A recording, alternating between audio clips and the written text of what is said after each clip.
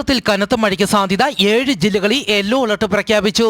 തിരുവനന്തപുരം, കൊല്ലം, പത്തനംതിട്ട, ഇടുക്കി, പാലക്കാട്, മലപ്പുറം, വയനാട് ജില്ലകളിലാണ് yellow alert പ്രഖ്യാപിച്ചിരിക്കുന്നത്.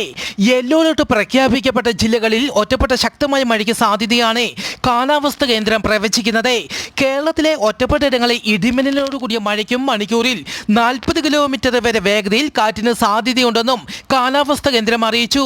ഇടിമിന്നലിന് സാധ്യതയുള്ളതിനാൽ പൊതുജനങ്ങൾ ജാഗ്രത പാലിക്കണമെന്നും ഇടിമിന്നലിന്റെ ആദ്യ ലക്ഷണം കണ്ടു കഴിഞ്ഞാൽ ഉടൻ തന്നെ സുരക്ഷിത കേന്ദ്രങ്ങളിലേക്ക് മാറണമെന്നും കാറ്റും മഴയും ഉണ്ടാകുമ്പോൾ മരങ്ങളുടെ ചുവട്ടിൽ വാഹനങ്ങൾ പാർക്ക് ചെയ്യരുതെന്നും അറിയിച്ചു. തെക്ക് പടിഞ്ഞാറൻ ബംഗാൾ ഉൾക്കടലിന് മുകളിലായി ചക്രവാത ചുഴി രൂപപ്പെട്ടു.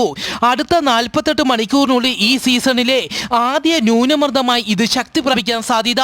കാലാവസ്ഥാ കേന്ദ്രം ഈ മേഖലയെ സൂക്ഷ്മമായി നിരീക്ഷിച്ചു വരുന്നു.